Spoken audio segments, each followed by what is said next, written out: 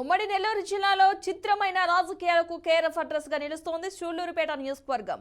అక్కడి నేతలంతా తమకి కిలివేటి వద్దని అధిష్టానానికి విన్నవించిన అధిష్టానం పట్టించుకోవట్లేదు. అసమ్మతి వర్గం కిలివేటిని ఇంటికి పంపాలని చూస్తుంటే అధిష్టానం మాత్రం ఆయనే కావాలని కూర్చుంది. ఈ పరిణామాలతో ప్రతిపక్షానికి వైసీపీ అసమ్మతి ఓటు బ్యాంకుగా మారుతోందా, లేక వైసీపీ అధిష్టానం మాట నెగ్గుతుందా? ఎన్నికల తరుణంలో సూళ్లూరుపేటలో వైసీపీ అసమ్మతుల దారిటు బీఆర్కే న్యూస్ అందిస్తున్న స్పెషల్ రిపోర్ట్ మీకోసం.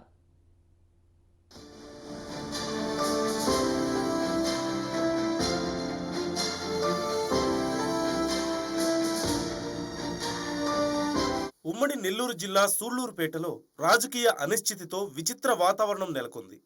అక్కడి వైసీపీ నేతలంతా ఐక్యంగా అసమ్మతి రాగం వినిపిస్తూ మాకొద్దు ఎమ్మెల్యే కిలివేటి అంటూ నినదిస్తున్నారు.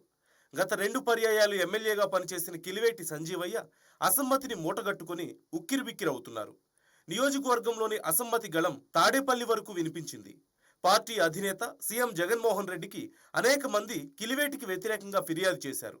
అంతేకాదు అసమ్మతి నేతలు కార్యకర్తలంతా ఏకమై నియోజకవర్గంలో ప్రత్యేక సమావేశాలు నిర్వహించారు. దీంతో కిలివేటికి ఈసారి సీటు దక్కదంటూ అందరూ భావించారు.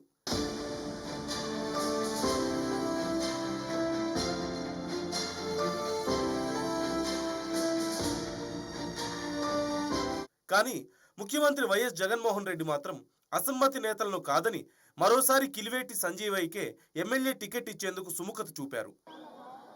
సూళ్లూరుపేట అసెంబ్లీ నియోజకవర్గానికి రాబోయేటటువంటి 2024 సార్వత్రిక ఎన్నికల్లో ఈ యొక్క అసెంబ్లీ నుంచి కిలివేటి సంజీవయ్య గారు పోటీ చేస్తారు అభ్యర్థిగా. ఇది నాకు ఇచ్చినటువంటి గౌరవ ముఖ్యమంత్రి గారి ఆదేశాలు. ఈ యొక్క నియోజకవర్గంలో కొంతమంది నాయకులకి ఏదో కొంత అనుమానం ఉన్నట్టుగా తెలుస్తుంది. దానివల్ల రకరకాలుగా కొన్ని రోజులుగా కొన్ని నెలలుగా సమావేశాలు పెట్టుకొని ఏదో అభ్యర్థిని మారుస్తారు అన్నటువంటి ఆకాంక్షతో వాళ్ళు పార్టీ ప్రతిష్టకు భంగం కలిగిస్తున్నారన్నటువంటి విషయం పార్టీ అధిష్టానానికి తెలుసు. దీంతో ఇప్పటిదాకా అసమ్మతి రాగం వినిపించిన వారంతా ఒక్కసారిగా ఆశ్చర్యానికి గురయ్యారు. పార్టీ మనుగడకు కృషి చేసిన వారిని కిలివేటి పక్కన పెట్టి కొత్తగా పార్టీలోకి వచ్చిన వారికి ప్రాధాన్యత ఇవ్వడమే స్థానిక ఎమ్మెల్యేపై అసమ్మతి కారణంగా కనిపిస్తోంది. సూళ్లూరుపేట మున్సిపల్ చైర్మన్ దబ్బల శ్రీమంత్ రెడ్డి తండ్రి రాజారెడ్డి పార్టీ కోసం తన ఆస్తి పోగొట్టుకున్న వ్యక్తి. అదేవిధంగా 786 రఫీ ప్రతిపక్షంలో ఉన్న సమయంలో జగన్ నిరసనలకు, పుట్టినరోజులకు పేదలకు అన్నదానం, దుప్పట్లు, నగదు పంపిణీ చేశారు.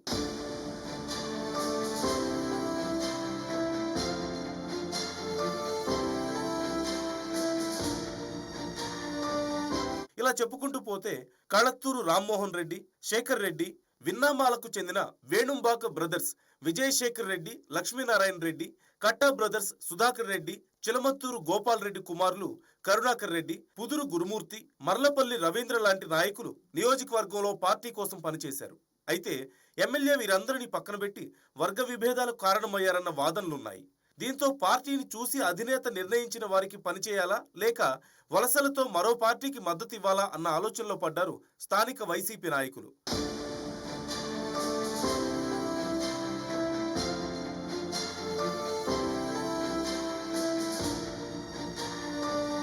ఇక ప్రతిపక్ష టీడీపీ విషయానికి వస్తే గత 10 ఏళ్ల నుంచి సూళ్లూరుపేటలో ఆ పార్టీ అంపశయ్యకే అంకితమైపోయింది. ఏనాడు పేటలో ఒక మంచి నేతను తీర్చిదిద్దాలన్న ఆలోచన ఆ పార్టీ చేయలేదు. దీంతో ఇప్పుడు అవకాశం ఉన్నా అందిపుచ్చుకోలేని పరిస్థితి ప్రతిపక్షానిది.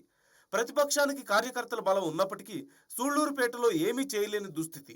సిట్టింగ్ ఎమ్మెల్యేపై ఉన్న వ్యతిరేకతను ఓటు బ్యాంకుగా మార్చుకోలేకపోవడం తమ పార్టీ అసమర్థత అంటూ ఆ పార్టీ కేడర్ గుసగుసలాడుతోంది.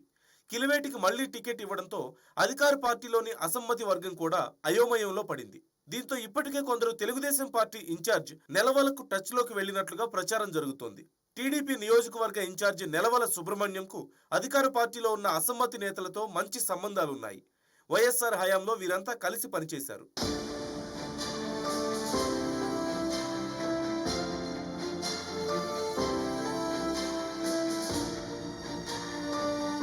సాధారణంగా ఒక నియోజకవర్గంలో వివిధ సామాజిక వర్గాల ప్రజల ఓట్లు అక్కడి ఎమ్మెల్యేని నిర్ణయిస్తాయి.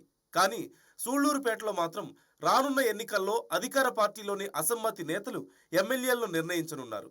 ధనబలం జనబలం ఉన్న వీరు ఎటు ప్రయాణిస్తే అటు విజయం కూడా ప్రయాణిస్తుందనడంలో ఏమాత్రం సందేహం లేదు. మరి ఎన్నికలు సమీపిస్తున్న తరుణంలో కిలివేటి సంజీవయ్య అసమ్మతులను బుజ్జగించి తన వైపు తిప్పుకుంటారో లేక అసమ్మతి నేతలంతా ప్రతిపక్ష టీడీపీ పంచన చేరుతారో కాలమే నిర్ణయించాలి.